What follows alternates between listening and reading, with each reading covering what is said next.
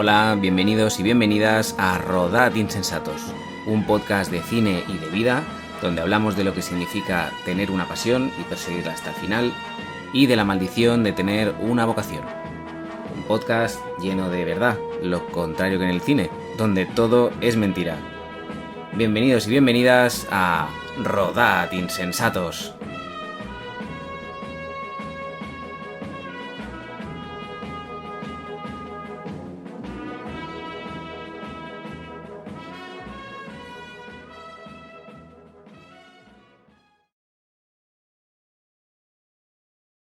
Hoy está con nosotros uno de los directores más prolíficos sobre todo de nuestra ficción televisiva. Hay mucha gente que ha visto mogollón de trabajos suyos, aunque no lo sepa. Es el director o el artífice de series como, sobre todo, Fariña, estuvo en Imperium también, hizo H, y el año pasado lo petó con El cuerpo en llamas. Pero nosotros vamos a hablar con él de lo que es su carrera cinematográfica, que son 2 películas. Uh-huh. Yo he visto las 2, por cierto, pero hoy hablaremos de la primera, que es Fin, del año 2012. Jorge Torregrosa, bienvenido. Hola, ¿qué tal? Un placer. Gracias, mira, yo empiezo bien, ya me trabo, hasta con el nombre. Entonces, eso, Fin, año 2012. Para arrancar, lo que siempre hacemos a modo de nexo, de conexión, ¿quién es Jorge Torregrosa en el año 2012? Bueno, en el año 2011, que es cuando pasa todo esto, yo ya tengo una carrera en televisión bastante importante. Hace 11 años que he vuelto de vivir en Estados Unidos, donde estudié cine, en la NYU, y me he pasado 11 años intentando levantar muchas películas diferentes, y he tenido bastantes problemas intentando levantar películas, algunos incluso legales. Entonces, afortunadamente, llevo como casi 8 años trabajando en televisión constantemente, y a esas alturas he hecho cosas chulas. La primera serie que se hizo en 4, que era Los Simuladores. También empecé una relación con Diagonal en las series de primetime que hacían en Madrid. Hice La Señora. ¿Estuviste, puede ser, en Carlos Emperador o una de esas? Sí, Carlos. eso fue después. Eso fue después, sí. Pero sí.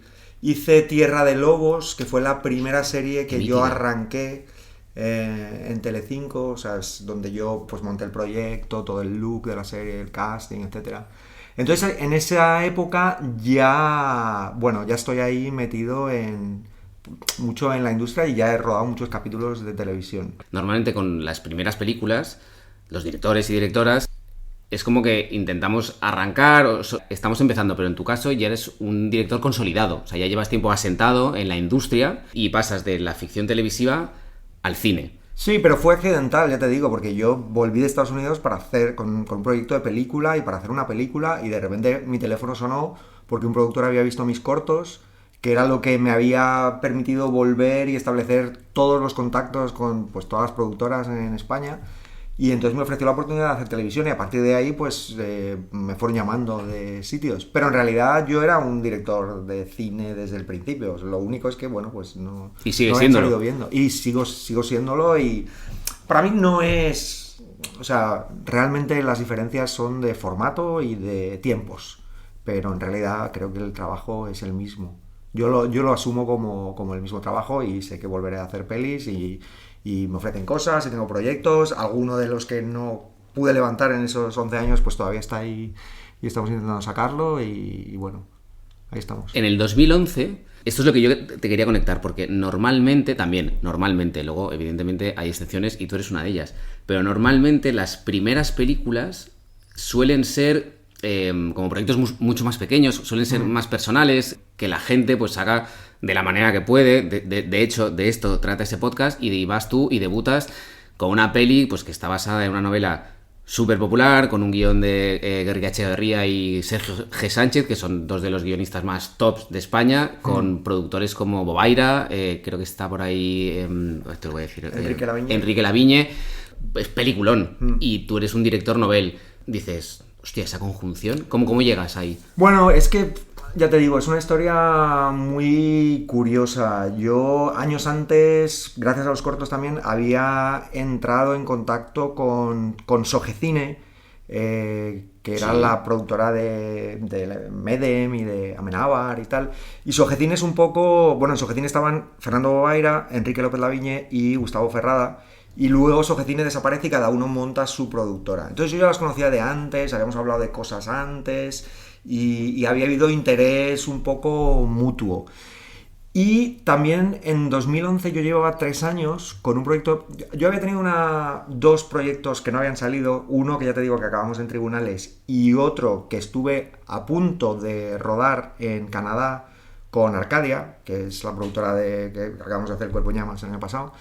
Y eso a 5 semanas de rodaje se fue al garete, porque una de las patas era una coproducción de 3 países y una de las patas se fue. Y la cosa se fue posponiendo, pero al final nunca fue. Esa es la que estamos intentando ahora reflotar. Y para mí eso fue un golpe muy fuerte, porque había sido una apuesta personal muy importante, era la adaptación de una novela americana que yo había propuesto, increíblemente les interesó, increíblemente compraron la opción de hacerla, todo fue bien con el autor, teníamos a Charles Rampling y Stephen Rea, o sea, era una cosa muy guay. Y de repente aquello se fue a la mierda, yo tuve que volver a una serie de televisión que afortunadamente me cogieron de vuelta porque la había dejado para hacer la peli. Y eso durante muchos años fue como una herida muy gorda que me hizo imposible escribir. Claro. O sea, yo en ese momento dije, yo no puedo escribir un guión. Es que emocionalmente tiene que ser muy duro porque es que te ves ahí. Sí. Te ves ahí y lo que contabas. A mí me pasó también con una peli, es decir, no por nada, que eso es otro tema, pero eso, que de repente lo tienes hecho y cuando parecía que también íbamos, de repente es como, no. Y es como de la noche a la mañana, de estar a no estar. Y eso tiene que ser durísimo, sí, en tu caso. Lo fue. Entonces en 2008, que había pasado un año de todo esto y tal, y estaba currando precisamente en la serie esta de Diagonal que hablaba La Señora, y me llamó Esther García del Deseo, y me dijo, mira, tengo un proyecto de Elvira Lindo, un guión de Elvira Lindo, que transcurre en Nueva York. Yo creo que tú eres el director para este proyecto, tú has vivido muchos años allí, esta historia creo que te va a hablar, y creo que tú eres la persona adecuada para llevarla a la pantalla. Y me leí el guión de lo que fue La vida inesperada y me encantó y dije, quiero que sea esta mi primera película. Entonces eso se empezó a mover en 2008. Era una película complicada porque había que rodar en Nueva York, era la mitad en inglés, la mitad en español, iba a requerir un equipo mixto. Entonces llega un momento en el que parece que esa película no se va a hacer. Y yo estoy ahí metido en la tele, ya había hecho Tierra de Lobos, me había vuelto a Diagonal a hacer un spin-off que se hizo de La Señora que se llamaba 14 de abril de la República, la primera temporada, y me habían encargado quedarme como director general de la segunda temporada que iba a empezar unos meses después. Y un día suena mi teléfono y es Fernando Bobaira. Y dice, tengo un guión basado en una novela que me apetecería que te leyeras, a ver si te interesa. Y era una primera versión del guión, que esa es la que escribió Jorge Guerrica Echevarría. Yo no conocía la novela, a pesar que, bueno, había sido como una novela de culto, sí, y tal. Y además esto sería un jueves o así, y me dijo, el lunes léete el guión, no te leas la novela, y el lunes hablamos. Y yo me leí la novela, me leí el guión, y dije, esto no es para mí. No. Sí había cosas que me molaban, pero no acabé de entrar en la historia, ni en los personajes y tal, y no me vi haciéndolo. Y entonces el lunes ese, pues fui al despacho de Fernando Bobaira y le dije, mira, Fernando, yo no lo veo por esto, por esto, por esto. O sea, es verdad que hay elementos ahí, como un personaje que está ocultando su sexualidad, no sé qué, que me parecen interesantes y que además pues pueden hablar de cosas que yo he hablado en el pasado, en los cortos y tal. Y entonces Fernando me dice, mira, yo me acuerdo muy bien de tus cortos. Yo hice 2 cortos en Estados Unidos que ganaron muchos premios en España, que se llamaban Desire y Mujeres en un tren. Y entonces Fernando me hizo ahí una opa hostil de seducción, ¿sabes? Diciéndome cómo utilizaba el género, cómo utilizaba los personajes. Que se lo había preparado, vamos, se lo había currado. Y entonces me dijo, y además quiero que... o sea, podemos empezar de cero si tú quieres. O sea, si hay cosas que te interesan. Dice, creo que léete la novela, pero estamos dispuestos a empezar de cero, a escribir un nuevo guión, puedes sugerir quién quieres que lo escriba, etcétera, etcétera. Entonces yo conocía a Sergio desde hacía mucho tiempo, éramos amigos, teníamos como intereses comunes en el cine, y entonces le dije, oye, ¿tú escribirías esto para mí? Y me dijo, sí, dice, no, ¿sabes? No, conocía la novela y había cosas que le gustaban, cosas que no le gustaban, pero dijo, sí que lo haría. Y porque me apetece, creo que puede ser una... Quiero ver una película tuya y creo que esta puede ser como una buena aventura juntos. Y entonces, con eso, pues acabé diciendo que sí. Vale, entonces yo tengo una pregunta ahí. Y es la siguiente, a ver qué te parece. Pues yo tengo, o me da la sensación, no sé qué opinas tú, pero esa seguridad, que luego es una cosa que te quería comentar, porque yo, revisando la peli, me pareció que la peli, una de las cosas que tiene es que está hecha como con mucha seguridad, con mucha autoridad. Y para ser una primera peli dije, hostia, se nota el bagaje que tiene detrás, ¿sabes? Y entonces lo que yo te quería preguntar es, normalmente, las primeras películas, digamos que no sé si está bien o está mal, pero que estamos como muy agradecidos de poder hacerlas. Entonces vamos con todo, ¿sabes? No solo es que transigimos y tragamos, sino que vamos con todo, lo damos todo. Entonces, esa seguridad que tú dices de al principio de, Fernando, yo no lo veo, esto no lo veo, esto... Y que te permiten como ir desde el inicio, ¿tú crees que viene dado porque precisamente ya estás consolidado? Porque no es algo que digas, si digo que no, aquí está pasando mi tren, ¿sabes? Que muchas veces el miedo que tenemos nosotros es como, ¿te subes aquí ahora o no te subes?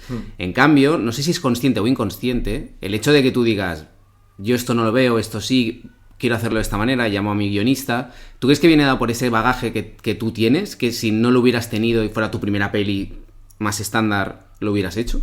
Yo, a esas alturas, había perdido un poco esa cosa que me había... Esa cosa de ego y de yo tengo que hacer mi primera película y tal. Ya me daba un poco igual. O sea, seguía teniendo sueños y me apetecía pero esa necesidad como de... Ya se me había pasado un poco. Entonces tenía como ese distanciamiento como para poder decir, mira, no lo veo. Pero por otro lado también era consciente de que, ¿sabes? Estaba sentado en el despacho de Fernando Bobaira, que tenía un cartel de los pájaros detrás, y yo le decía, ¿sabes? Algo así. ¿Sabes? Algo así abstracto, algo... O sea, y un poco el hecho de ver que él me dejaba un poco el campo abierto, porque muchas veces cuando te ofrecen un proyecto y tal, no siempre es así. Entonces... También creo que hay que saber un poco ver en qué te estás metiendo y hasta qué punto vas a poder... Hacerte lo tuyo. Hacer lo tuyo. Luego, ¿sabes? O sea, peleas, concesiones, sufrimientos, sinsabores, muchísimos. Todos. Pero en ese momento eso fue definitivo, ¿no? Que lo vi como muy... que quería que fuera yo, y estoy seguro que las películas se la habían ofrecido a tropecientos directores antes que a mí, ¿sabes? Y que mucha gente había dicho que no. Pero de repente sí fue también lo pensé, dije, joder, tengo esta oportunidad de hacer una peli y me dejan hacerla con Sergio, que me parece un gran guionista, y me dejan hacer lo que yo quiera. ¿Y qué es lo que a mí, ¿sabes? ¿Qué me tira? ¿Qué es esa cosa de los pájaros? ¿Qué hay aquí? Y por eso fue como una cosa de decidirlo en días y de llamar a Diagonal y decirles, mira, no me voy a poder encargar de un abrazo de la segunda temporada de esta serie. Cuando empiezas con Sergio G. Sánchez, ¿él hace una versión de guión solo o trabaja una versión con Guerrica Echeverría? Quiero decir, ¿son dos guiones diferentes? Son dos guiones diferentes. Okay. Guerrica no volvió al proyecto. Yo, de hecho, nunca hablé con él sobre el proyecto. Uh-huh. Eso también, bueno, pues una cosa de... Sí, las cosas pasan, y claro. Bobaira, no sé, pues, ¿sabes? O sea, hubo que está su crédito ahí porque la primera versión fue suya, pero nosotros no usamos ese guión. O sea, nosotros nos sentamos... ¿Hicisteis uno de cero? De cero. Ok. ¿Sabes? Estuvimos semanas hablando, analizando, hablando mucho de películas, hablando de los pájaros, del final de los pájaros, de sí que es verdad. Picnic en Hanging Rock, esas películas como abiertas y abstractas de los 70. Sí que es verdad que tiene de los pájaros.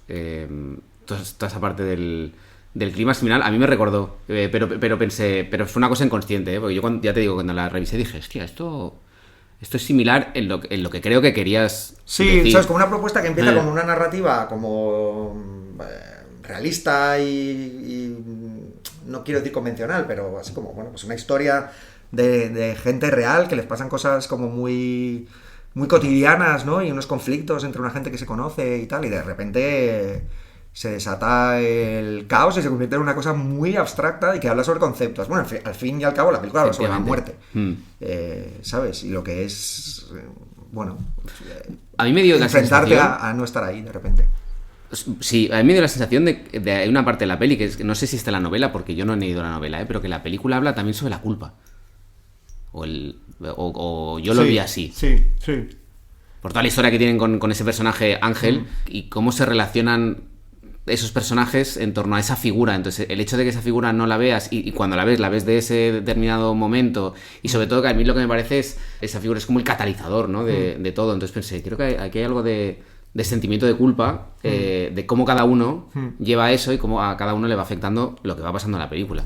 Bueno, son personajes que están todos como muy dañados emocionalmente y todos tienen como... También hablábamos mucho de las películas de reuniones, ¿no? De Lawrence Kasdan, Reencuentro, de Los amigos de Peter, y hablábamos como de melodrama y de personajes muy dañados emocionalmente, ¿no? Que si piensas en Los pájaros también tiene eso. O sea, ella viene con una historia, el personaje de Tippi Hedren, una mujer privilegiada pero que está sola y que tiene unos issues ahí con su familia que no existe en la película, ¿no? Es un vacío, la relación entre el hijo y la madre que se encuentra, o sea, al fin y al cabo ese es el tipo de... A mí me interesan las películas de personajes y me da igual el género. Lo que me interesa de las películas son los personajes, no las tramas. Y creo que eso se ve en la película, ¿no? Había más peso, nosotros pusimos mucho más peso del que se ve en la película final. La peli en el primer montaje duraba 2 horas y luego creo que está en 100 minutos o así. Y el primer acto, con ellos juntos en la casa... La primera noche, con la abuela... Era más larga. Era más larga y, bueno, había más cosas, ¿no? También a lo largo de la peli, luego si quieres hablamos de eso en el montaje y tal, pero bueno, ahí perdimos cosas porque los productores querían que el caos empezara antes, o sea, que empezara a desarrollarse la historia, y a mí me hubiera gustado más... un poco más de pausa. ¿Sabes? Que Darle entendieras tiempo mejor a los personajes y ver qué pasaba. Y había un momento que cantaban una canción, que Maribel Verdú cantaba una canción mientras Miquel Fernández tocaba el piano. Will You Still Love Me Tomorrow? Y molaba mucho esa secuencia porque era como después de la cena donde las cosas habían acabado como desagradables. No, era antes de la cena. Tengo ahí lagunas mentales de lo que no está. Y era una secuencia de miradas y de una cosa que empezaba como a preverse lo que iba a ocurrir en la siguiente secuencia, que era todo que empezaban a explotar los conflictos entre los personajes, ¿no? Era una secuencia muy guay y un poco daba pistas sobre el tipo de película que era, ¿no? Y bueno, es una de esas cosas que te da pena que no esté porque esa era la apuesta, ¿no? En conseguir esa cosa híbrida entre la película de amigos el melodrama de amigos que se reencuentran después de los años y la película, el thriller de suspense apocalíptico abstracto que empieza después, ¿no? Joder, cuando has dicho lo de los pájaros, tío, me recuerda mucho ahora que lo has mencionado, porque yo me acuerdo que vi un análisis súper bueno de los pájaros y lo que te dicen es que los pájaros, cuando atacan, y la amenaza que es a los personajes que no tienen sus conflictos solucionados. Entonces, todos los ataques durante la película va de eso. A mí Los pájaros es mi película de terror favorita siempre. Y el final, a mí me encanta porque es en el momento que ellos, la pareja, con Tippi Hedren y Ron Hudson, solucionan sus conflictos, cada uno, pues eso, con su madre, y entre ellos, es cuando salen y los pájaros les dejan. Entonces, eso es alucinante porque la gente dice... Hostia, ¿por qué no les atacan? Bueno, claro, hay mucho más allá. Es lo que tú comentabas de los personajes. Entonces, ¿por qué te cuento esto? Conectando. A nivel de guión, ¿vosotros queríais hacer algo similar en cuanto a los personajes de... Bueno, esa profundidad que tú dices que le queríais dar, ¿cómo trasladarla y cómo mezclarla con el tono post-apocalíptico? O cómo conectarla, ¿sabes? Que fuera que fuera más orgánico. Bueno, no sé, salía, ya te digo, de muchos de los personajes y de las situaciones y de los conflictos. La película empieza como muy hablada y va perdiendo diálogos según avanza el metraje. Y acaba siendo bastante hasta el final, que sí que hay como una conversación final, pero que también es bastante... A mí me gusta siempre que los personajes hablen lo menos posible y que no hablen de los temas, ¿no? Que estén como ocultando realmente lo que quieren decir. Y fue la forma un poco como de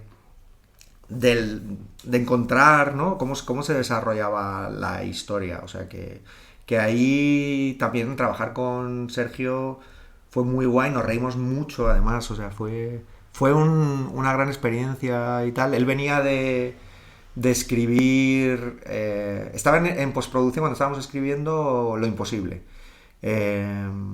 y tenía ideas para su propia película, la que acabó haciendo luego. Pero es más robón. Y también la novela de Un monstruo viene a verme y tal.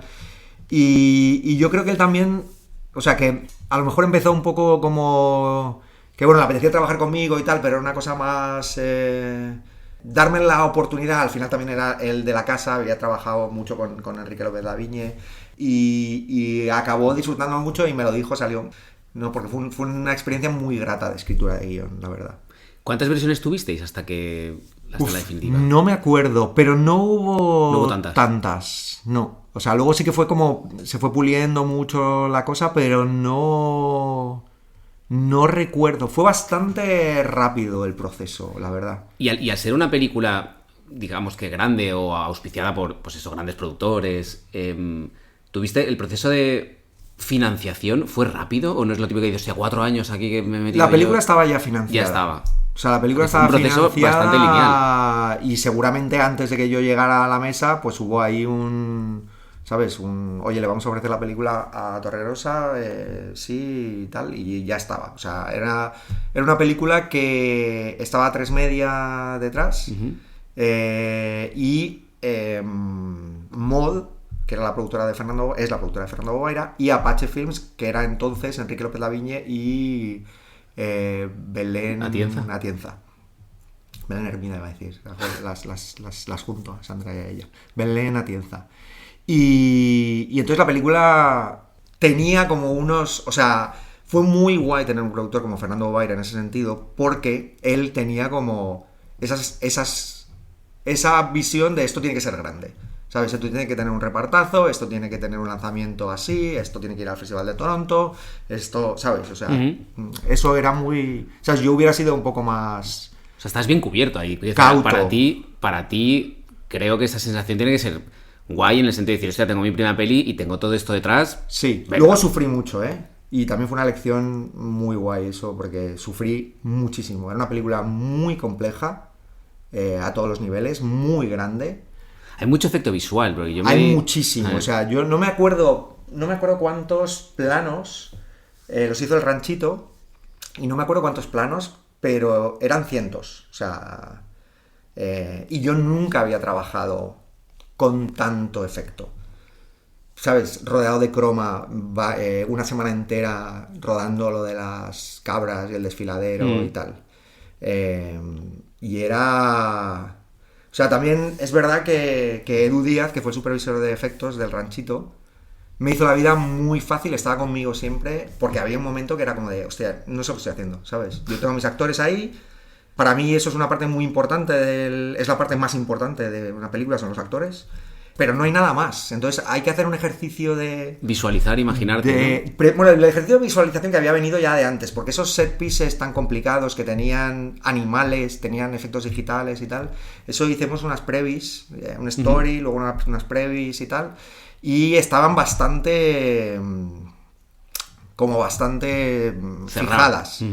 Pero yo nunca había trabajado así, y entonces era muy difícil imaginarte que tú estabas rodando la secuencia con los actores principales y que luego iba a haber una segunda unidad rodando varios días en Lleida, en Montrevey, que es el sitio donde se rodó eso, con dobles especialistas, haciendo fondos con las mismas lentes que se habían hecho cada uno de los planos. Era un trabajo de encaje de bolillos. Y menos mal que tuve ahí a Edu, que hizo un trabajo increíble. O sea, los efectos de Finn me parecen la hostia a día de hoy. O sea, han pasado... Sí, está muy bien, ¿eh? Han pasado 12 años y me parece que siguen estando muy bien. Y Óscar Santos, que dirigió una semana de segunda unidad, y que también me ayudó un montón, la verdad. Y entonces, bueno, la cosa es, va avanzando rápido todo esto y entonces llegas al casting. El casting, tú ahí puedes meter mano, porque antes has dicho lo de que tú hubieras sido mucho más cauto, o te viene recomendado por eso, por la voluntad de ser grande esta peli y dices, no, venga, pues... O sea, en ese sentido era como sueña, ¿sabes? Pues tú pide, ¿no? Por esa boca y tal, y qué te apetece. Y lo de Maribel Verdú fue una cosa así como de... que fue como, yo creo que esto sería como... porque no había hecho una película así nunca ella, ¿no? Y era como, pues eso, o sea, una de las actrices top de esa edad, si no la top en ese momento, y la verdad es que fue bastante de carta a los Reyes Magos y funcionó. O sea, había actores con los que yo había trabajado ya, Antonio Garrido, Carmen Ruiz. Claro, es que a mí, por ejemplo, Carmen Ruiz me pareció una sorpresa, porque para mí es una actriz, bueno, y ese personaje que es súper solvente, y pensé, hostia, qué apuesta más curiosa, porque es la típica apuesta que dices, la habéis clavado, porque ella está muy bien en esa peli, pero claro, de repente tú ves un reparto como Maribel Verdú, Daniel Grau, Clara Lago, ¿sabes? Que vas tirando hacia nombres, y uno de los personajes principales es Carmen Ruiz, y dices, hostia, que bien encontrado ese detalle. Por eso decía de hasta qué punto te sugieren nombres, hasta qué punto puedes tú incorporar, porque entiendo que, claro, en esas pelis tan grandes, tu intervención es la que no, te dejan. fue, sí, o sea, me dejaron, y ya te digo que fue como un encaje de carta a los Reyes Magos, de cosas que yo sabía que iban a funcionar, de cosas que me apetecían mucho. Y ya te digo, Carmen y Antonio fueron directamente apuestas porque yo sabía que les iban muy bien los personajes. Y Carmen, ¿sabes? Yo había trabajado con ella en una serie 6 años antes que se llamaba Mujeres, que es lo primero que ella hizo, una serie que producía El Deseo, y es una actriz de comedia extraordinaria, pero nunca había hecho drama. Y yo, ¿sabes? Que éramos amigos, la había visto en teatro y tal, sabía que era capaz de hacer las dos cosas, de ser real, ¿sabes? De ser de verdad. Y fue una apuesta muy guay, y de hecho está en mi segunda peli también, por lo mismo, ¿no? O sea, es una actriz que me mola mucho y que me parece que es muy versátil. Y luego también Eva Leira y Yolanda Serrano hicieron el casting, y también fue muy guay porque, por ejemplo, el personaje de Hugo, que hace Andrés Belencoso, probamos a muchísimos actores, así como actores muy top, muy potentes y tal, y yo no lo veía. Y no es un personaje fácil. Es un personaje hiper complicado. Sí, yo lo pensé y dije, este personaje no es nada fácil, tío. Entonces, por ejemplo, ellas tienen ahí una cosa que la hacen siempre, la siguen haciendo y la hacen muy bien, que es como de, bueno, vamos a buscar en sitios insospechados. Si ves los repartos que siguen haciendo, o sea, yo que sé, lo que han hecho en La Mesías, flipas. Sí, ¿verdad? O sea, saben sacar cosas increíbles. Y entonces... un día me dijeron, estamos haciendo una cosa que no te vamos a contar, pero bueno, cuando tengamos algo que enseñarte te lo enseñamos. Y un buen día dicen, bueno, te lo vamos a enseñar. Y entonces hay un DVD, había DVDs entonces, y ves el thumbnail y veo la cara de Belencoso en la pantalla. Y digo, no, esto no puede ser, ¿sabes? No. Es como, relájate, míralo y hablamos, a ver qué piensas. Y era una improvisación. Lo llamaron y le propusieron hacer una improvisación de un tipo en un bar que intenta ligar con una chica que lo hacía Yolanda, eso. Yolanda es actriz y normalmente es ella muchas veces la que les da la réplica cuando hacen los castings. Y claro, o sea, de repente... había algo ahí muy interesante en un tío con muchísimo morro y con un punto canalla y tal, bueno, pues acostumbrado como a que les haga todo. A que todo le salga, a seducir, a tal, pero con profundidad, ¿no? Había como un interés ahí. Y a partir de ahí fue como de, bueno, vamos a ver si es capaz de hacer esto con diálogo. Y fue una cosa como muy de poquito a poquito, que fueron ellas como tirando de él. Y hubo un momento que fue como, yo me lo creo, esto. Y yo creo que puedo sacar una buena interpretación de él. Luego lo pusimos a trabajar con un coach que le diera como herramientas, no en el rodaje, pero sí antes, como que le diera herramientas para que se sintiera seguro, que esto fue Raquel Pérez, que es una actriz maravillosa y una muy buena coach. Y luego también, yo me acuerdo el primer día de rodaje, al pobre no le salía la voz del cuerpo y era como, no te preocupes, lo tienes, esto va a salir. Y sí que los primeros días le costaron y hubo algún día secuencias complicadas que pues fueron difíciles para él, pero al final yo también entiendo mi trabajo de dirección de actores como ayudarlos, sacar la mejor interpretación de ellos posible, estar ahí, cogerles la mano, tirarme a la piscina con ellos, ¿sabes? Y apoyar, y da igual que seas Maribel Verdú, que seas Andrés Blencoso, o sea, yo lo que tengo que sacar de ellos es lo mejor y necesito hacerlo. Ese personaje, claro. Y tenía muchas cosas del personaje, tiene secuencias muy difíciles. Y yo creo que hizo un muy buen papel. Es que yo creo que cuando ves la peli, para mí es el personaje que más engaña, en el sentido que es el personaje, para mí es el personaje más difícil, tío. Y cuando de repente, si no me equivoco, a lo mejor me equivoco, pero era la primera cosa que hacía como actor, Belencoso. Sí, era la primera cosa, entonces, nunca claro, había hecho nada. Y entonces de repente es esa apuesta de decir, hostia, Andrés Belencoso actúa y le das ese personaje. Dije, wow. Sí, porque es el personaje que tiene un desdoblamiento más dramático en la película, ¿no? O sea, de repente se aparece como el triunfador, el seductor, el que está a vuelta de todo, el que sabe que ¿sabes? El que ve el farol, el que dice eso es mentira, el que tal, pero que luego tiene una angustia y una lacra emocional y luego una culpabilidad muy fuerte, ¿no? Cuando empiezan a pasar las cosas que pasan. Vale, entonces una vez tienes a todo ese grupo de actores, ¿hacéis ensayos? ¿Tú, por ejemplo, eres de ensayar en ese caso con esa peli? Sí. Sí, hicimos ensayos, bastantes ensayos, sobre todo de la primera parte donde estaba todo el texto, que era más teatral casi, porque al final era como un grupo de personajes metidos en un espacio, aunque cambiaran de sitio. Y me acuerdo que hicimos una primera lectura con todos. Y luego sí que hubo sesiones como por parejas, por escenas y tal. No me acuerdo exactamente, pero yo creo que fueron unas 2 o 3 semanas. Que para mí es como el tiempo ideal. Lo suelo hacer también en las series cuando arranco. Eso, ¿no? Es más que un trabajo, o sea, es más que un trabajo de ensayos, de poner las cosas en escena y tal, que no. Es más un trabajo de mesa, de hablar, de desgranar, de ver dónde están los problemas. Sí, de sacar cosas.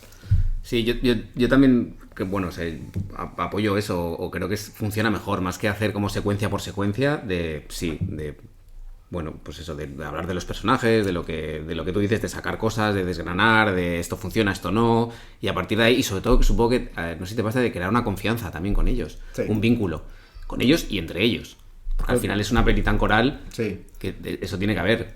Sí, para mí eso es lo fundamental, o sea, lo que te decía, de coger de la mano y tirarte a la piscina, o sea, al final es una relación de confianza y de intimidad que va más allá de las cosas técnicas. Al final es que dirigir actores no es A, B y C, no es una ciencia exacta, cada actor es diferente, necesita cosas diferentes, y la confianza la confianza que se establece en unos ensayos y el ver de qué va el director y el actor mutuamente me parece fundamental. Y luego ya cuando ruedas, igual los actores más con más tablas se dan cuenta enseguida de si estás a todo, de si escuchas, si te das cuenta de los matices en tus comentarios, en tus notas entre toma y toma.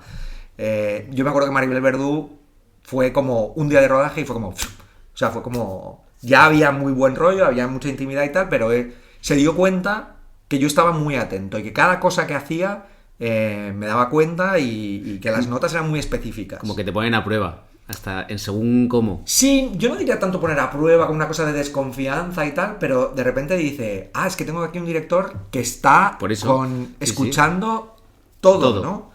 y a tope de todo. Y eso también me lo dio en ese momento muchas horas de vuelo con muchos actores diferentes. Claro.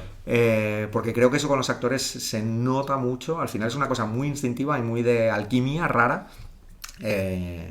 Y eso, pues estar con todos los sentidos, viendo, escuchando todos los matices. Saber cuándo se le pasa un pensamiento por la cabeza en medio de una frase o en medio de una acción y dices, uy, aquí esto mola porque pasa esto, o no funciona, o ha pasado algo aquí, o sea, te has dado cuenta, ¿no? Ese tipo de cosas.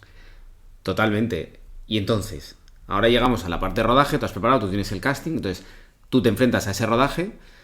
Entonces tú como Jorge Torregrosa, claro, tú vienes de un bagaje, pues eso, más televisivo, que aunque sea el mismo medio, no dejan de ser maneras de trabajar distintas, sobre todo por lo que decías tú de los tiempos, y entonces te plantas a rodar una película de ficción que es como un monstruo, aquello, y entonces ¿cómo encaras tú eso? Porque también entiendo que no eres el mismo cuando empiezas, pues siempre digo lo mismo, yo creo que en el momento emocional en el que estamos define mucho cómo vamos a encarar eso. A nivel personal, a nivel emocional, a nivel familiar, porque no es lo mismo arrancar un rodaje hoy que arrancar un rodaje de aquí 3 meses, por ejemplo, porque tú no eres el mismo.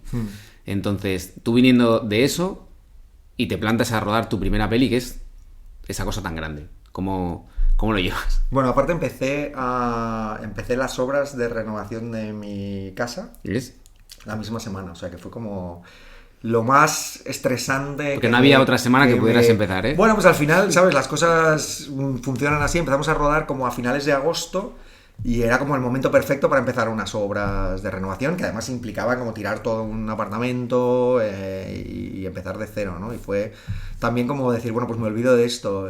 Me acuerdo que estuvimos como 2 semanas fuera en Madrid, pero como a 1 hora de Madrid, entonces nos quedamos a dormir ahí en la sierra y tal, y de repente cuando volví a la casa por primera vez era un agujero, ¿sabes? No quedaba nada de paredes, estaba todo... Y es un paralelismo interesante. Pero bueno, con mucha intensidad, con mucho miedo y lo pasé muy mal. Yo creo que también hacer esa película me ha liberado muchísimo después para afrontar el trabajo de otra forma.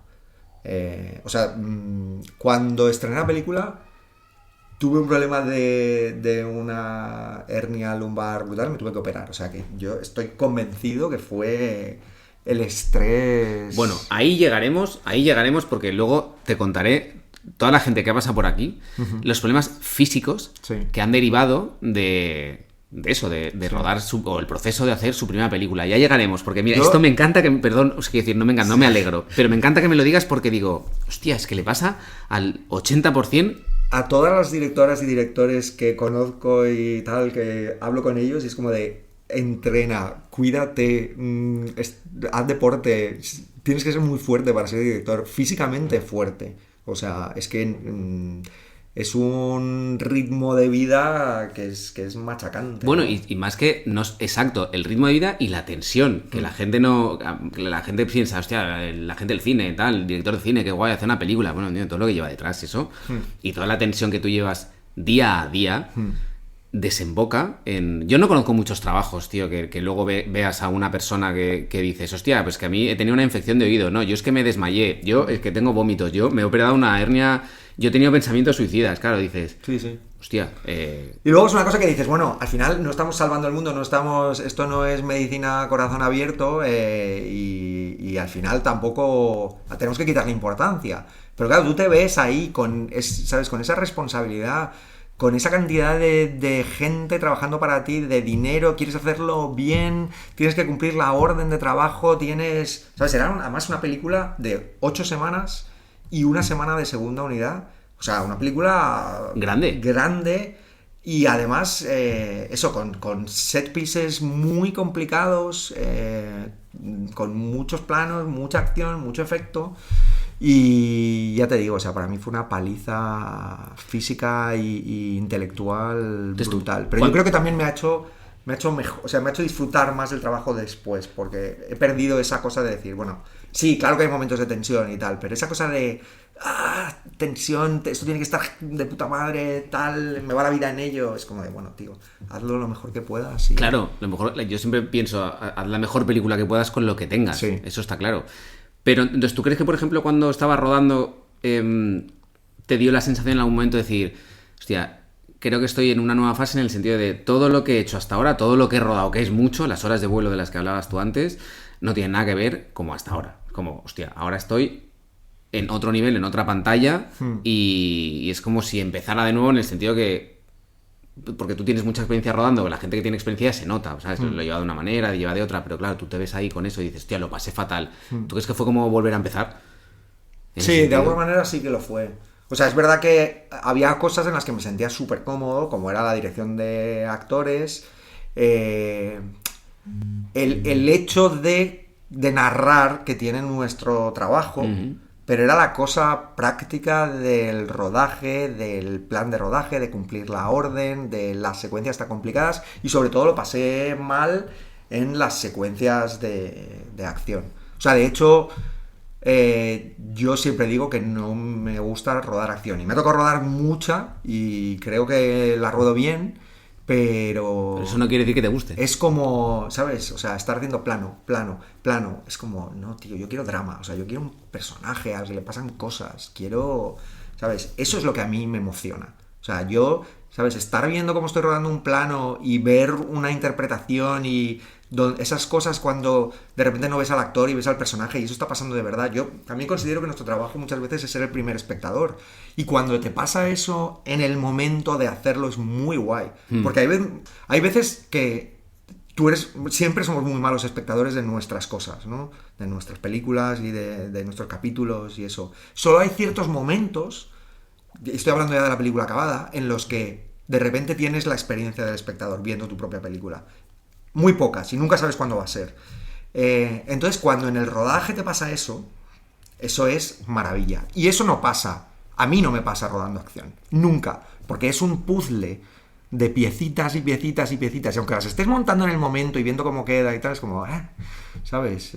Sí, hay planazos, hay cosas súper chulas, hay cosas espectaculares, y luego lo ves, y eso es muy agradecido luego de verlo. En montaje, cuando ves que funciona, es agradecido. Claro, dices, qué guay.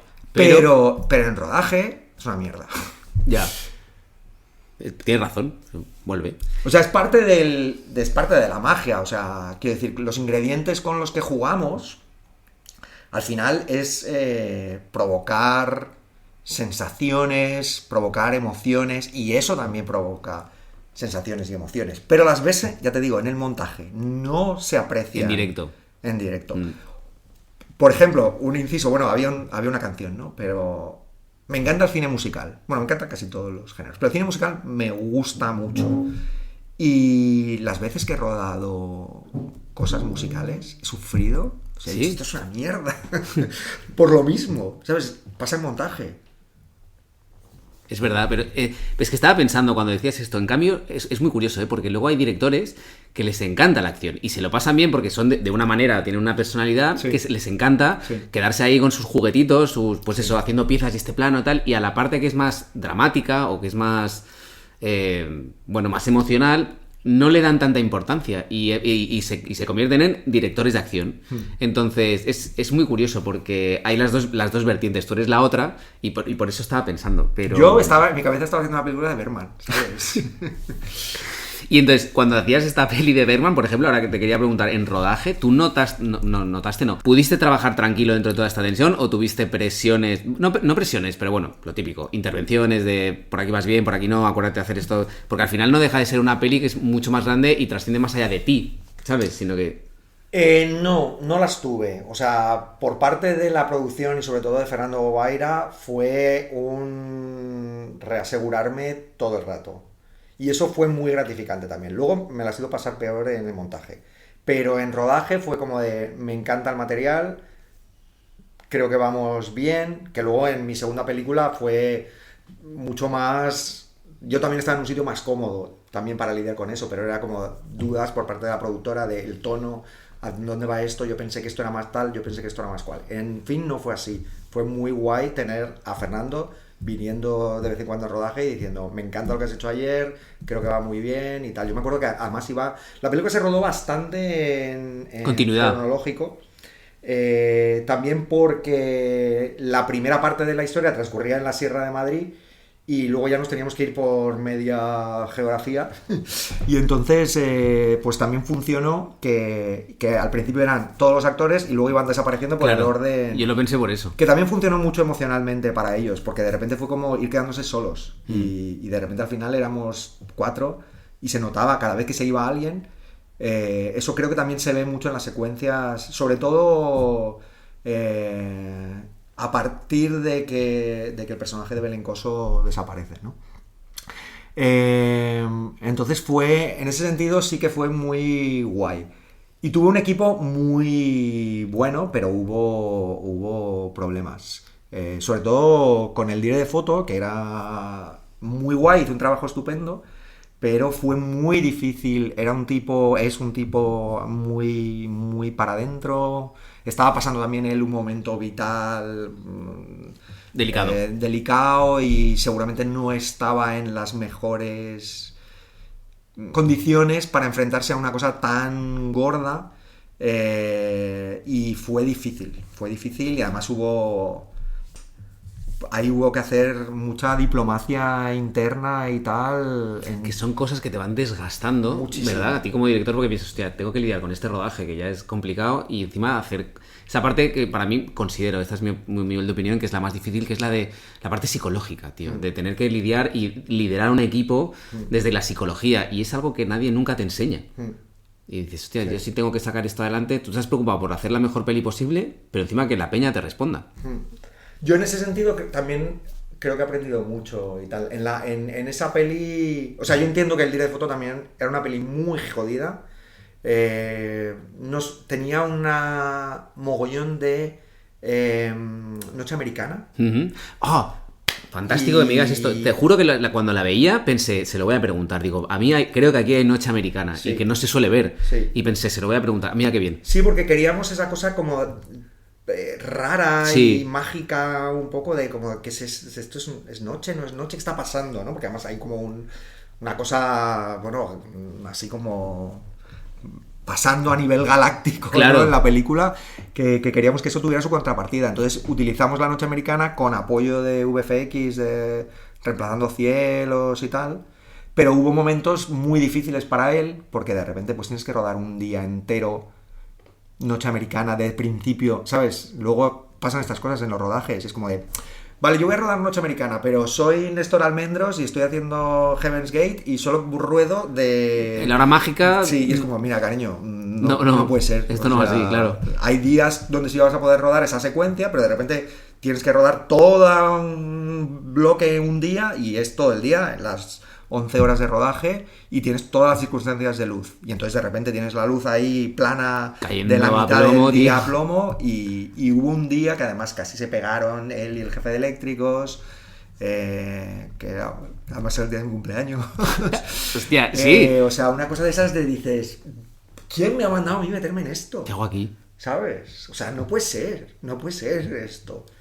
Entonces, ya te digo, o sea, fue una película muy, muy dura. El ayudante de dirección y el director de fotografía hicieron muy buenos trabajos, pero, bueno, pues me hubiera gustado trabajar de otra manera. ¿Sabes? El ayudante de dirección era estupendo y era ¿sabes? Pues un capo, ¿sabes? Un general, que tenía todo el equipo y a todo su equipo así, pero a mí no me gusta trabajar en tensión, ¿sabes? Es que mira, ahora que sacas este tema, en general, ¿tú crees que viendo esto, bueno, viendo no, escuchándote, el fin justifica los medios, en el sentido de, que no se me malinterprete, pero al final, lo que tú decías antes, un espectador ve la película, y lo que importa es la película, y le tiene que dar igual las circunstancias en las que se ha hecho, pero tú como profesional... Yo creo que hay dos partes. Una es el director de la película y una es el director rodando. Entonces, porque yo esto me lo he encontrado con mucha gente y hay gente que es muy partidaria de la escuela del látigo y tal. ¿Tú crees que el todo vale? Porque yo creo que no, tío. No yo vale. Creo que no. No vale. O sea, hay gente que trabaja bien en esas circunstancias. Yo no. Yo creo que tampoco. Por aquello de, no, pero hay que sacar esto adelante y si no, no llegamos, tal. Pero yo creo que todo no vale, tío. No, yo estoy de acuerdo. O sea, yo también, bueno, pues he encontrado como mi forma en la que me gusta trabajar gracias a encontrarme situaciones en las que también me ha tocado muchas veces trabajar con equipo que yo no había, o no conocía, o no había... Elegido. Sí había elegido, pero ¿sabes? Sin datos, o sea, Ya. sin conocerlos. Y que yo elegía al ayudante de dirección y tal. Y también, pues la producción pensó que era un director novel, que era una película muy jodida y que necesitaba a alguien con mucho... pues brío y control. Y la verdad es que, o sea, que no hubo ningún problema y tal, pero es como de, bueno, igual soy de otra escuela y necesito... Yo además soy un director muy responsable con la orden de rodaje y el plan, ¿sabes? O sea, creo que tengo que hacer lo mejor posible con lo que tengo y no creo en... Bueno, esta secuencia la vamos a dejar para mañana, me he pasado 2 horas y tal. Creo que no está... Y que no beneficia tampoco eso. Sí, y que no es necesario. Que no Quiero es decir, que tiene... Hay veces... Quiero decir, luego también está que te engañen, ¿no? Y que metan... Sabes, que por ponerlo en un papel no las cosas no son reales. Claro. Pero si están hechas con cabeza... Con criterio. Pueden pasar cosas y puede haber dramas un día y decir, lo siento, me va a pasar media hora, o me va a pasar 1 hora, o me va a pasar 2 horas, como ha pasado a veces. Pero en general no... Yo siento que no he hecho mi trabajo bien si pasa algo así. Entonces, pues igual también me hubiera beneficiado. También he aprendido como a ver cómo son los ayudantes de dirección de una escuela y de otra y decir, no, yo soy más de esto, ¿sabes? Yo no necesito que estés con el reloj. Yo tengo el reloj aquí todo el día y sé que ahora me tengo que dar prisa, que ahora tal, o sea, no necesito a alguien que me controle en ese sentido. O sea, necesito a alguien que me ayude y que, ¿sabes? Que avance las cosas y tal.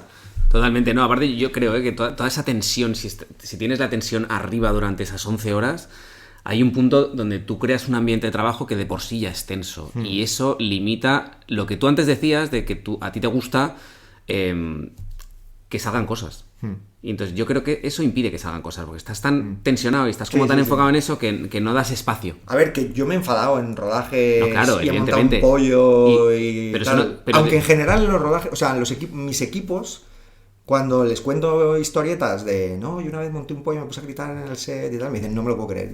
Sí, pues hay circunstancias Claro. donde de repente dices, ¿qué está pasando? O sea, tengo que dar una voz porque no entiendo muy bien qué está pasando. ¿Qué está pasando?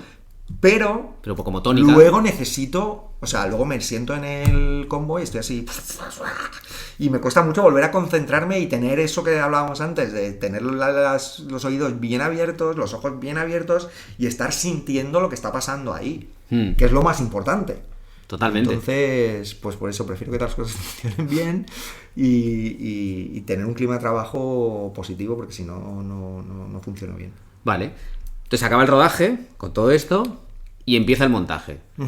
¿Cómo fue ese montaje? O el montaje, toda la parte de la postproducción. Quiero decir, ¿pudiste hacer primero un primer montaje tuyo o ya de repente fue algo como más consensuado por no... Bueno, no sé, en estas grandes pelis no sé exactamente cómo funciona. Total, o sea, ¿sabes? Después de esta película, para mi visión en el momento y tal gigantesca, pues me metí en una sala con Carolina Martínez Urbina, que había sido ayudante en películas de Amenábar y tal, y ya había montado con Mod Crematorio, que la acababan de hacer. Sí, brutal esa serie. Y entonces nos metimos ahí ella y yo y nos pusimos a jugar con el material y lo recuerdo como bueno, lo que pasa muchas veces en el montaje cuando vienes de una experiencia muy dura física y mental de un rodaje, ¿no? Que es como la paz y qué guay y no merecía la pena sufrir tanto, va a quedar muy bien y tal. Entonces montamos la película que veíamos y fuimos muy felices en esa primera parte del montaje. Luego ahí yo creo que hubo varios errores de bulto importantes. Hubo uno garrafal que también, que igual le ayuda a alguien, que fue la música que usamos en el primer montaje. Porque yo no acababa de, ¿sabes? Probamos como cosas y tal y no me acababan de funcionar. Y entonces tomé una decisión muy loca y muy arriesgada, que fue, bueno, utilizar varias cosas, pero sobre todo se utilizaba mucho Bernard Herrmann, y esto fue un error. Eso fue, claro, porque eso es insuperable. Pero no por eso, Ah. sino porque Fernando tuvo o sea, le explotó la cabeza cuando vino a ver el primer corte de 2 horas de la película, por eso. Y hubo, ¿sabes? Fue una situación como de, wow, ¿qué pasa? ¿Pero porque no ¿Sabes? le había gustado o porque Yo creo que se imaginaba otra cosa? Sí, ¿sabes? Son esas cosas que te sorprenden siempre. Hombre, es que con Bernard Herrmann todo funciona. Pues a él no. Ay, no. O sea, de hecho, señaló como esa lección como una de las que hacía que la experiencia esa hubiera sido tan ingrata. Hostia. Además, fue una situación muy curiosa, porque fue una... Creo que fue en Technicolor, que ya no existe. Y estaban Fernando Bobaira, Juan Moreno, que era luego ha tenido una carrera como productor independiente, bueno, sigue produciendo películas y tal, pero en ese momento trabajaba en MOD, que era como el segundo de a bordo en la película, y Koldo Zubazua, que había sido el director de producción de la película, y luego también él ha producido un montón de películas muy de autor, las de Fernando Franco. Y yo a Koldo también nos conocíamos de cuando hacíamos cortos, teníamos mucha confianza. Y él, yo me acuerdo que durante el proceso muchas veces sí que había verbalizado como dudas con respecto al proyecto, el guión, le parecía una mezcla de géneros como muy peligrosa y tal, no acababa de verlo y tal. Y le encantó la peli. Y Juan Moreno, que era como más, bueno, yo tampoco lo conocía de antes y tal, también fue como muy positivo. Y Fernando, no, ¿sabes? Cuando empezó a hablar, cuando empezó a escucharles que les gustaba mucho el montaje, que les había sorprendido y tal, fue como que, No. ¿sabes? Zanjó y dijo, esto no es la película que teníamos en mente y no sé qué, no sé cuántos, y todas esas cosas que dicen los productores a veces, que a mí me sorprende, ¿no? Porque dices, coño, has leído el guión, Claro. has visto los dailies, me has dicho que te gustaba mucho, que los actores estaban ¿Qué muy esperabas? bien y tal. Eso es la película que yo te dije que iba a hacer. No hay nada que no esté. Puede haber cosas... Sí, claro, a partir evidentemente. de ahora es como el ritmo, tal, cuando tiene que empezar la Hay que acción ajustar, y pero tal. la peli es la Pero que es. hubo como ahí un puñetazo en la mesa por su parte. Luego las cosas, ¿sabes? Pues bueno, ¿sabes? Evolucionaron y encontramos el momento, pero fue un momento ahí muy, muy shock de... Hostia. Y ese shock, perdona, ¿eh? Ese shock, a ti como director... Mira, y vuelvo a conectar con el principio. ¿No te hundió?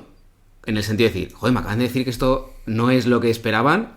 Porque creo, por eso te digo que conecto con el principio. O precisamente como tú ya llevas tantas horas de vuelo, habías hecho tantas cosas, tenías esa seguridad de decir, no, yo no he hecho nada que no te Claro. dije que iba a hacer, pero a lo Sí. mejor un director novel o una directora que no ha hecho nada, de repente te hunde porque te está diciendo tu productor, esto no es lo que habíamos hablado, y tú piensas, ¿cómo que no? Hostia, qué mal, ¿sabes? ¿No? Te hunde emocionalmente para encarar el proceso final de la peli. No, hubo como... No sé, hubo como una irritación y tal. Yo creo que también fue una cosa como estratégica de hasta ahora has hecho lo que has querido y a partir de ahora... Ahora entramos nosotros. Que sepas que yo voy a tener mucho que decir sobre todo, ¿no? Pero no me hundió, o sea, sí que hubo como de... ¿Qué coño pasa? No entiendo. Y un poco de irritación también, ¿sabes? De, hostia, es que... ¿Qué hay? Vale, la música de Bernard Herrmann, sí. De acuerdo. Ok. Tienes razón. No le pega, ¿no? Pues una cosa como... Pero al final no va a ser la música que va a haber en la peli. Evidentemente. Entonces... Pero bueno, físico ahí hubo como un... No, que yo soy el productor y esta es mi película y tal. Y entonces eso estuvo disfrazado de... Es que esta no era la película, es que tal, es que no sé qué, es que la acción, es que el primer acto... Dices, vale, pues todo eso son cosas... Que hay que o sea, el trabajar. primer acto, cuando empiezan a suceder las cosas y tal, estos son conversaciones posibles. Estoy acostumbradísimo a cambiar montaje. Esta es la propuesta sobre el guión que propuse hacer y sobre el día a día de rodaje que yo he hecho. Pero todo desde un sitio de ¿pero qué es esto? ¿No? Luego las cosas, pues, bueno, fueron fluyendo y se Normalizaron. normalizaron. Yo tengo, pues lo que te decía antes, creo que en la película, creo que había una mejor película. Pero yo te iba a preguntar. Sobre todo, hay una escena que me parece que es clave y falta en la película. Que es una escena entre el personaje de Maribel Verdú y el personaje de Miquel Fernández Ujú. la noche cuando están haciendo guardia justo antes de cuando se despiertan por la mañana y él ha desaparecido. Porque cada personaje, como lo que tú decías antes en Los pájaros, tiene como su resolución y entonces es cuando desaparece. Cuando llega como a confesar, a entender, a aceptarse de alguna forma, es cuando le pasa lo que pasa en la película, es cuando mueren. Y el personaje de Miquel Fernández no tiene ese momento, porque falta esa secuencia. Que además es clave, para mí era clave, también para entender que Maribel, el personaje de Maribel Verdú, que se llama Maribel, sabe más que los otros. Ya se ha imaginado qué es lo que está ocurriendo, porque luego lo sabe. Y es la que Es la que luego lo ve. Claro. Entonces faltan esas dos cosas que eran claves para sus dos personajes. Yo recuerdo que les enseñé la película a los actores en mi casa, en la pantalla, porque sabía que había, o sea, que habían cosas que Perdón, iban a ¿les sorprender. enseñaste la peli final o esta versión? No, la peli final. Ah. No les quise enseñar lo anterior. Dije, quise enseñarles lo que iba a ser porque no quería que vinieran a verlo en Sony el primer día y de repente encontrarme esto, ¿no? Y Maribel y Miquel no se lo tomaron bien, que faltara esa secuencia. Hostia, qué curioso. O sea, les pareció que no se hacía justicia a sus personajes y a su trabajo, y yo creo que tenían razón. Yo en ese momento tuve que aceptar. Bueno, y que, ¿sabes? Contarles. Bueno, Claro. pues les parecía que no funcionaba, era una secuencia larga que estaba como... Bueno, pero al final es que estamos hablando de minutos, ¿sabes? Claro. ¿Qué dices? Pero pues pareció, o a Fernando Bobaira le pareció que era una secuencia muy larga, justo en medio de la película, y que paraba un poco el bom, bom, bom, bom de las cosas que iban como creciendo, la apuesta de la acción, ¿no? Como que paraba el ritmo, quizá. Y para mí no era así, para mí era como un momento de reposo entre momentos muy... Intensos. Sí, muy intensos. Y creo que... O sea, al final dices, ¿estas cosas hacen mejores o peores las películas? ¿Sabes? Unos minutos más o menos se cargan la película. Y a mí me hubiera gustado...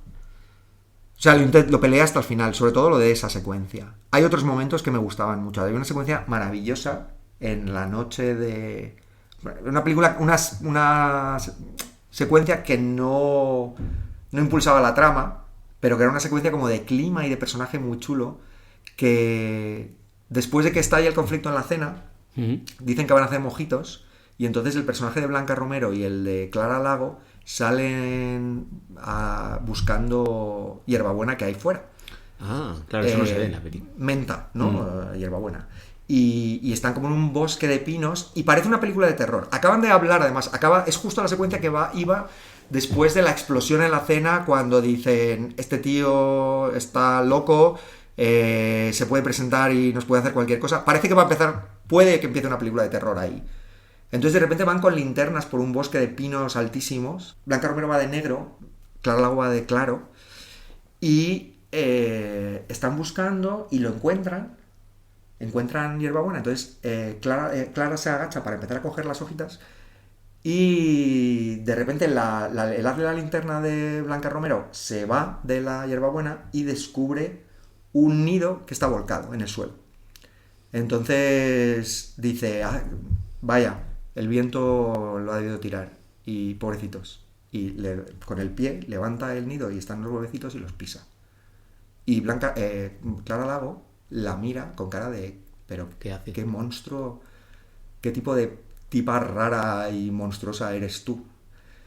Es una secuencia, ya te digo, que no avanza la historia, que dura segundos, pero que de clima y de personaje molaba mucho. Y dices, Sí, te genera también ahí una especie de tensión de tono. Sí, te genera un tono. porque parecía que iba a aparecer alguien y se Sí. iba a pasar algo en ese momento, ¿no? Que luego no pasa, pero dices, al final, yo creo mucho en las capitas. Es ¿no? ir construyendo ese tipo de, pues eso, de tono, de estilo. Sí, sí que es verdad. Pero bueno, puedo aceptar que esa secuencia sea una secuencia menor y no sé qué, pero la secuencia de estos dos ahí subido me da mucha pena. Normal. Volviendo a la fase de montaje o pospo, ¿tú crees que hay una mejor peli de la que pudisteis acabar? O sea, más que mejor, porque el concepto de mejor es muy complicado, pero una peli como más completa. Sí, sí, sin duda. O sea, creo que había una película más coherente, ¿sabes? Y con más textura. Y creo que no...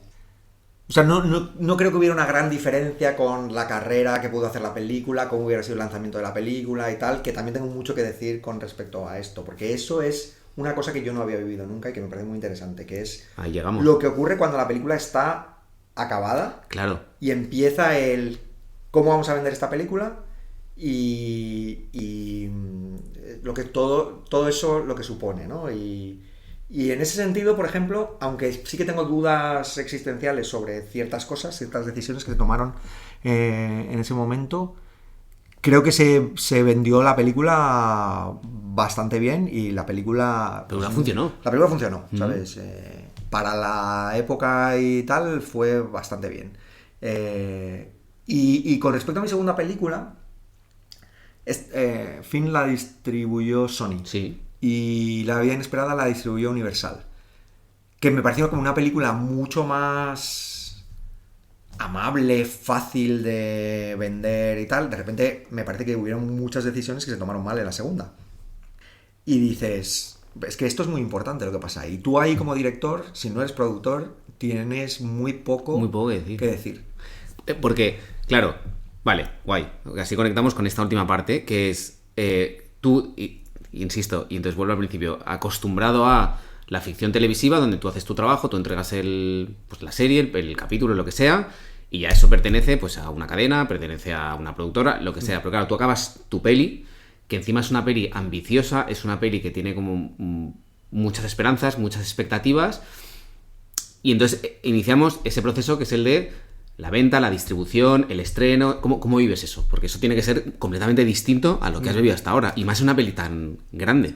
Bueno, eso fue muy agradecido, en fin, porque yo, ¿sabes? O sea, esa vocación de hacer una película grande y comercial. Al final, Mod, yo creo que Paco Cabezas en su podcast, cuando estuve, lo definió como una mezcla entre el cine comercial y el cine de autor, usando el género muchas veces, ¿no? Y me parece que es bastante acertado, y creo que la película es representativa de eso. Ya te digo, a lo mejor podía tener unas gotas más de autor y igual no se hubieran puesto tanto peso en la parte comercial, pero para mí como director fue muy agradecido, porque de repente ves, pues eso, una peli a la que hay como una campaña de imagen, de, ¿sabes? Un tráiler, un teaser póster, un póster final, una planificación de a dónde va a ir la película en su estreno, el hecho de que fuéramos al Festival de Toronto, que eso fue muy, muy guay, y que puso la película en un sitio. O sea, al final es una película que me la encuentro en todo el mundo. Hay veces que, ¿sabes? Tengo amigos en Vietnam y dicen, mira, encontré un videoclub y está tu película. Hostia, eso mola, O sea, la película está distribuida y editada en DVD y en Blu-ray en un montón de países, y es una película que tuvo pues muchísima distribución internacional. El único premio que tiene la película es un Méliès de Plata en un festival de cine fantástico en Gerardmer, en Holanda. Un Méliès de Plata no es moco de pavo, ¿eh? Y es como, qué guay. Ellos... mi pareja es medio holandesa y tal, y dice, claro, es que tu película se entiende mucho en España, como que se quedan como con una parte de la peli, ¿no? Pero fuera se ha visto la peli como... Pero eso suele pasar, tío. Y ¿Y tú, por ejemplo, te sentiste partícipe de todo esto o eras más un espectador? No, era un espectador. O sea, a mí nadie me pidió mi opinión. No me acuerdo si la di. La verdad es que me gustó. O sea, me parece que me gusta menos el póster final, pero el póster teaser, que era una versión con los personajes más pequeños y como metidos como en una nueva burbuja, era muy chulo. Y me parece que el tráiler es muy chulo. Es verdad que la película se vendió como algo que no acción, claro, a saco. Perdón. Y creo que también puede haber habido falsas expectativas. Sí, Y me hace gracia porque todavía pasa que cuando la película la ponen en algún sitio, alguien en Twitter me manda un mensaje reclamándome su tiempo, el dinero de vuelta. ¿En serio? Sí. Sí, eso, ¿sabes? Lo de las redes sociales... Dios mío. Y es como que... Es muy divertido. Me parece hay un punto absurdo. Que alguien te reclame el tiempo y el dinero es como, bueno, a ver. Pero es como la pataleta, ¿sabes? Claro. Es como... Es verdad que hay mucha gente que te escribe cosas guays y te quedas siempre con las malas y... También he aprendido con el paso de los años a divertirme y apreciar lo bueno y divertirme de eso que es como más chungo y tal. Pero no, la película tuvo mucho hate en Twitter. Hostia, qué fuerte, tío. Sí. Y entonces, claro, ¿cómo gestionas eso? Porque tú estás acostumbrado a hacer... Hoy en día, quiero decir, porque tú haces tu trabajo lo mejor posible, pero claro, el hecho de recibir tanto hate es como... Hostia, ¿qué os pasa, tío? O sea, que decir, el sentirte indiferente a eso me parece algo como súper difícil. Pero yo creo que estas cosas, en el fondo, son buenas. O sea, creo que... Y creo que lo he visto, creo que lo hemos visto en esta industria mucho. Creo que el éxito es más difícil de digerir que el fracaso, los sinsabores y tal. No creo que esta película fuera un fracaso, pero bueno, ¿sabes? Que esas cosas como más negativas, ¿no? Totalmente. Y yo creo que eso te hace fuerte y te ayuda a relativizar y tal, y es importante que te dé igual. Me deja una cosa antes, que no sé por qué hemos ido como en otro camino, a ver si tú te acuerdas de dónde venía, Volvamos. Porque sí que me parecía importante, y es... Tú has dicho en un momento dado, bueno, al final lo que importa es la película y no tanto lo que ha pasado haciéndola, y es... Que es que el espectador sí, no tiene que saber cómo se ha hecho, ¿no? para el Lo que tiene que espectador, importar. pero para mí la película no existe, o sea, la película me da igual, lo que importa es el viaje. Totalmente, que tú has hecho, la porque experiencia. tú el día que acabas la película, ya tu trabajo está hecho. Vas a tener sinsabores, vas a tener momentos de tensión, vas a ir al estreno, vas a tener que hablar con mucha gente, vas a ir al Festival de Toronto, vas a leer tweets de hate, pero ya realmente no... El viaje ya está hecho. El viaje ha acabado el día que tú has acabado la película y que has dicho, mezcla de sonido, tal... Aquí ya, la tiene. UFX, lo vamos a ver todo junto, ya está. Ese día se acaba. Y entonces es muy... Claro, como directores pensamos la película, el proyecto, que esto mole, que esto tal, que esto sea una experiencia. Pero en realidad lo que importa es el camino. No, Y absolutamente. esto tiene que ver con lo que hablábamos ahora, ¿no? Absolutamente, porque al final tu película dura 100 minutos, pero el viaje que has hecho durante 1 año o 2 años te acompaña toda la vida. Y tú, por ejemplo, ¿hace cuánto que no ves Fin? Uf. Pues eso, mogollón. Pero ¿hace cuánto que a lo mejor no recuerdas cosas o vuelves a ver a alguien y revives? Sí. Y eso siempre lo vas a tener ahí. Y porque tú lo decías también al principio, esta película a ti te hizo aprender muchísimo y te hizo como... Bueno, no volver a empezar, pero ver las cosas de otra manera y tomarte las cosas de otra manera y también trabajar de otra manera. Y entonces eso al final es lo que te llevas. Esa experiencia. Sí, porque la película es totalmente. una película. Pero sí, yo estoy muy de acuerdo con... Porque además contigo. como que ya estás, bueno, ya piensas en la siguiente o en el siguiente proyecto y tal, lo que me apetece hacer ahora. Y por eso también como que fue muy guay que mi segunda película fuera tan seguida. Es verdad que fue seguida, sí. Muy seguida. O sea, yo... Estrenamos la película en el Festival de Toronto en septiembre de 2012. A partir de ahí fue esto de la hernia, la operación y tal, chunguísimo. Y ¿Coincidió con el estreno? Perdón, ¿coincidió con el estreno? no coincidí, Pero casi. me empezaron, o sea, yo me acuerdo cuando, no el estreno en Toronto, pero el estreno en España, que fue como un mes y medio después, ahí me empezaron como dolores. Mira, ¿ves? Es que Muy ahí, chungos. en el momento que estrenas la peli, que es que en el momento que la peli, bueno, hace tiempo a nivel más privado, pero a nivel público, esa peli ya no es tuya, ya pertenece al mundo, pertenece al público, ¿ves? En el momento que la sueltas, ahí es cuando te sale todo. Es que no es casual. Y esto fue noviembre y tal, me operé después de Navidades y en marzo de 2013 estaba rodando en Nueva York La Vida Inesperada. Y fue terapia, un poco, ¿sabes? Fue como... Algo completamente distinto, además. Sí. Bueno, y que las pelis, yo me acuerdo de la vida inesperada y son completamente distintas, tío. Sí. Sí. Y hay algo por debajo que no. Es verdad que la peli la vi hace tiempo, eso no la he vuelto a ver, la vi en el cine además y luego la vi otra vez en televisión, creo, pero que no la he revisado hace poco, o sea que ahí no te puedo contestar, pero a priori son dos películas muy distintas. Respecto a género, respecto a cómo se cuentan las cosas, respecto a imagen. A tono también. Es completamente... A tono, sí. Bueno, que yo, insisto, que yo recuerde. Pero hay algo de esta cosa de los personajes, de las carencias emocionales, de las cosas que no te atreves a decir, del fracaso, de cómo se gestiona el fracaso y las automentiras y tal, que de alguna forma están emparentados los conflictos de los personajes de las dos películas. Ya te digo, son dos idiomas diferentes.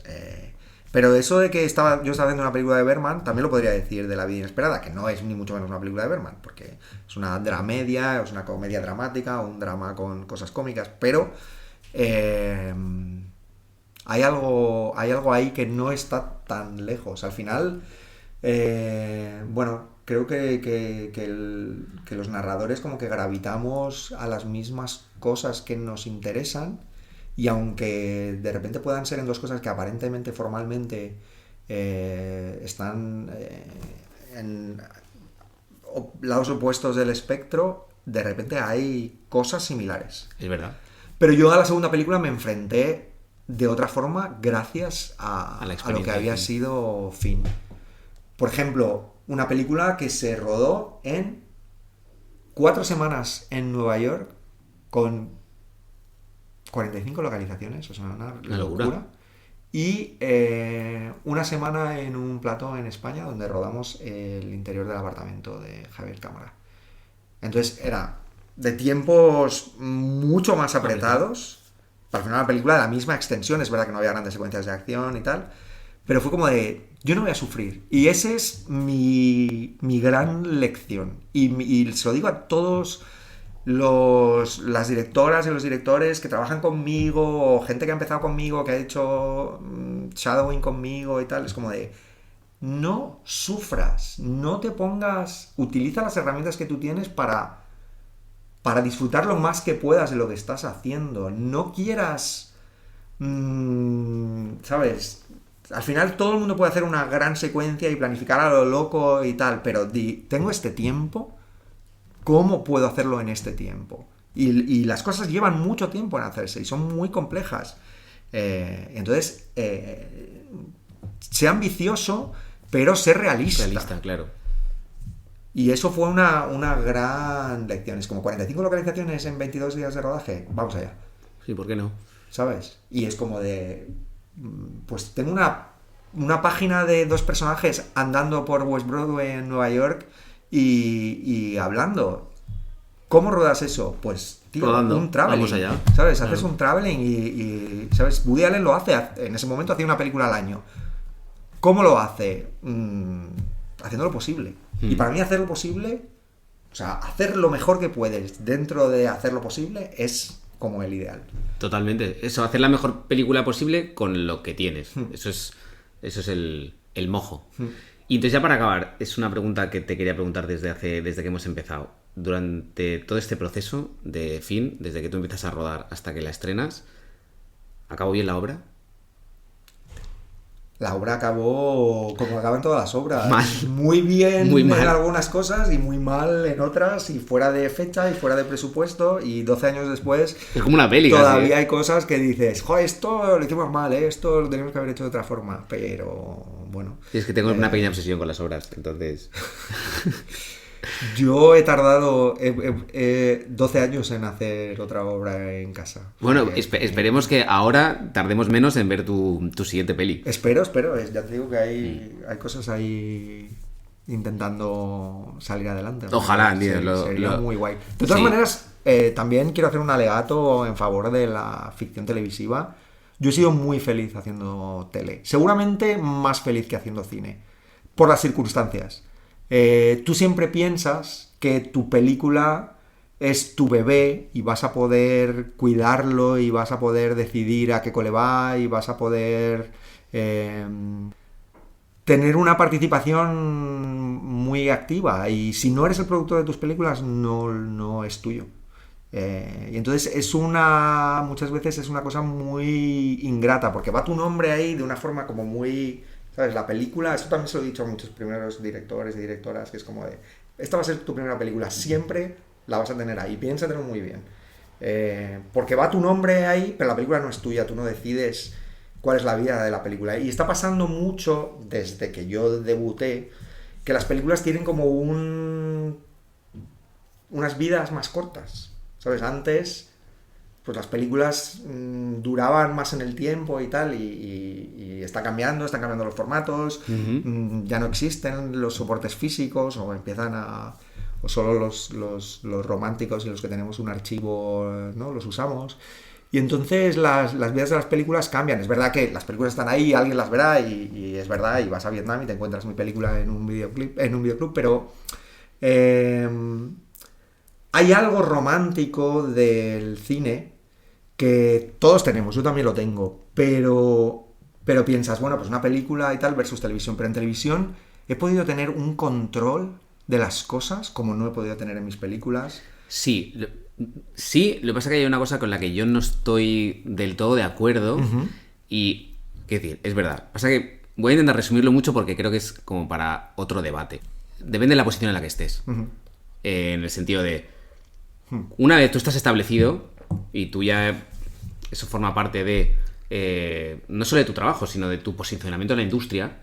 Entonces ya es muy normal, y yo estoy muy de acuerdo contigo. Yo soy también un gran defensor de la ficción televisiva. Lo que pasa que quizá desde la posición de alguien que empieza, te hablo solo de mi caso, pero te hablo de muchos casos. Yo acabo de hacer mi primera película, pero mi primera película al final me ha sido mucho más fácil hacerla dentro de toda la dificultad y todo el infierno que ha sido hacer una primera película, insisto, pero es más fácil hacer una película como yo la he hecho que acceder a que alguien confíe en mí para hacer a lo mejor una serie de televisión. Por eso digo que el posicionamiento es muy importante. Por eso decía, por ejemplo, cuando hablabas de Pau Cabezas, del podcast, que él dice mucho, que soy muy fan de ese podcast, cuando dice, tío, es que ahora hay un exceso de curro y tal, y yo pensaba, bueno, para ti. Es decir, para ti y para la gente que estáis muy bien posicionados, y lo cual me parece maravilloso, pero que hay otra parte de la gente que intenta empezar, que quizá ese acceso no es tan fácil, y a lo mejor es más fácil acceder con una película, aunque sea pequeña, porque es otro camino, es otro formato, tiene bueno, pues llegará más, llegará menos, pero al final la puedes hacer, que acceder a toda esa industria. No, eso es verdad, o sea, te doy la razón completamente. Es más fácil casi hacer una película pequeña primero y que la vean y decir, le podemos dar unos capítulos para dirigir a este director. Dicho lo cual, estoy completamente contigo de acuerdo, que soy un gran defensor de la ficción televisiva, y creo que se hacen cosas muy chulas, y creo que también tiene que ver con la evolución que tú comentabas. Y eso es así. Yo, ¿sabes? Es que creo que la televisión me ha salvado la vida. Porque si no, ¿qué hubiera hecho 11 años hasta que hice Fin? Pues me habría buscado la vida de otra forma, pero tuve la suerte y he sido muy consciente, y lo sigo siendo y lo digo siempre, de que alguien me llamara para dirigir una serie sin haber dirigido nunca más que cortometrajes. Y entonces eso es una cosa que soy consciente que no es fácil, porque cuando yo intentaba hacer lo mismo como productor, llevo ya unos cuantos años ejerciendo de productor ejecutivo de las series que dirijo, es muy difícil convencer a una productora y a una plataforma de... Claro. Vamos a apostar por esta persona. Muy difícil. Y en algunos casos se ha dado el milagro, pero es muy complicado. Entonces soy consciente del privilegio que fue eso, y que he tenido la oportunidad de bregarme creo, no llevo la cuenta últimamente, pero creo que estoy llegando ya casi a los 100 capítulos de series de ficción. Entonces, claro, y no sé cuántos fueron antes de Fin, pero muchas series diferentes, muchos géneros, muchos presupuestos, cosas más gordas, cosas más pequeñas, muchos actores y muchos técnicos con los que he trabajado. Entonces, claro, en ese sentido soy un privilegiado, y es verdad que esto que te he dicho antes de soy muy feliz haciendo televisión, estoy en una posición muy agradecida donde elijo las cosas que hago, y me han tocado, pues eso, desde Carlos Rey Emperador, desde Fariña, H, Intimidad, El Cuerpo en Llamas, proyectos muy especiales, donde he podido ejercer la autoría. Los siento muy, muy míos, tanto como mis películas, pero con más control y me han pertenecido más. Entonces, ya te digo que mi posición es como de cuando me preguntan, ¿vas a hacer una peli? Sí, seguramente, me gustaría. No me va la vida en ello. Ya... Claro, no lo necesitas tanto, estás muy bien donde estás y si puedes, seguro que lo harás y encantado. Pero si no la haces, está bien. Sí. Y luego también tengo una cosa que alguna vez lo comento con compañeros directores. Félix Vizcarra, siempre que me lo encuentro me lo dice. Me dice, es que tú eres una máquina de rodar. Tú eres feliz rodando. Y digo, pues es verdad, ¿sabes? Me he acostumbrado a estar constantemente rodando.